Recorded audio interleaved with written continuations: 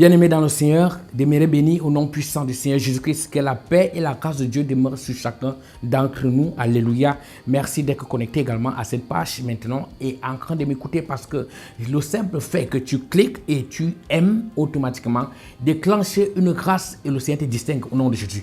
Écoute-moi bien. Je n'ai pas encore prié pour quelqu'un et la personne n'a pas témoigné. Je ne dis pas que je suis plus ou moins. Alléluia. Parce que nous ne nous vantons pas avec la grâce que Dieu nous a fait d'être appelés comme pasteurs.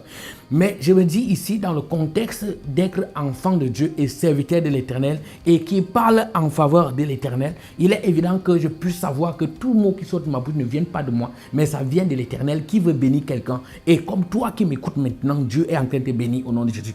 Nous allons continuer notre message d'ailleurs que nous avons commencé la fois dernière avec toujours Marie. Alléluia. Connaissant également qu'il y a quelque chose qui repose en fait ici, une grâce particulière qui a distingué Marie. Alléluia. Quand on parle de l'honorer, ce n'est pas de lui donner en fait toute la gloire. Nous ne pouvons pas donner la gloire à Marie parce qu'il faut que nous corrigeons cela. Alléluia. Mais nous devons plutôt ici étudier également quelles sont les choses qui l'ont distinguée, par lesquelles le Seigneur l'a choisie pour qu'elle puisse en bénéficier. Alléluia. Nous allons constater quelque chose ici. Permettez-moi également de lire dans le livre de Luc 1. À partir du verset 28, alléluia, à partir du verset 28, la Bible dit, l'ange entra chez elle et dit, je te salue, toi à qui une grâce a été faite. Le Seigneur est avec toi. Alléluia. Troublée par cette parole, Marie se demandait ce que pouvait signifier une telle salutation. L'ange lui dit, ne crains point, Marie, car tu as trouvé grâce devant Dieu. Et voici, tu deviendras enceinte et tu enfanteras un fils et tu lui donneras le nom de Jésus.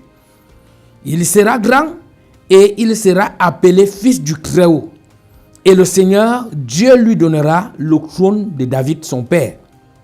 Il régnera sur la maison de Jacob éternellement et son règne n'aura point de fin.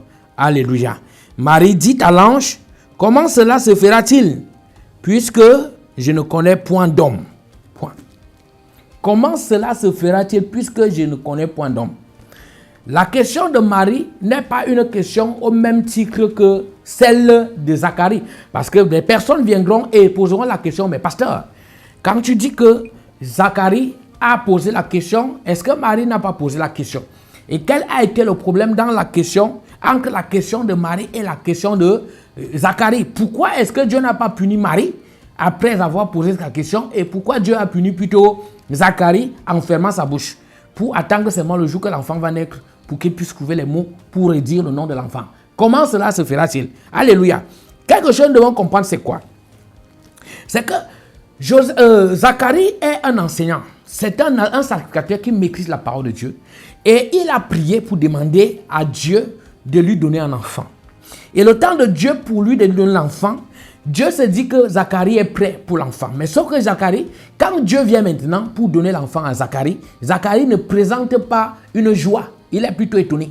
Il est surpris et il expose le problème. Parce que lorsque Dieu te localise, il ne tient pas compte de ton problème. Dieu ne respecte pas le protocole pour bénir quelqu'un.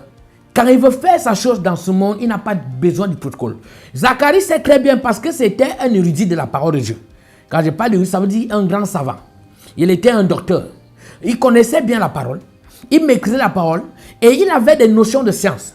Et il savait que quand la femme a débordé de 50 ans, elle est déjà en ménopause. Or, Dieu, lui, n'est pas là dans le contexte de la ménopause. Ça dit quand tu as mis pause, quand tu lis une vidéo, ça veut dire que tu peux appuyer sur play et ça continue. Mais Dieu lui connaît que quand on dit ménopause, c'est qu'il peut appuyer sur play et ça donne. Mais cette dernière, en fait, ne va pas supporter. Cette dernière ne va pas comprendre le mystère de Dieu dans le contexte de play et stop ou pause. Il ne sait pas que quand tu as mis pause, ce n'est pas que tu as mis stop. Donc Dieu va venir déclencher quelque chose. Écoute-moi bien. L'ennemi certainement s'est dit que non, ton histoire s'est arrêtée. Et il croit que non, le fait qu'il a mis pause dans ta vie veut dire que ton histoire s'est arrêtée, c'est faux. Je viens appuyer play sur toi au nom de Jésus.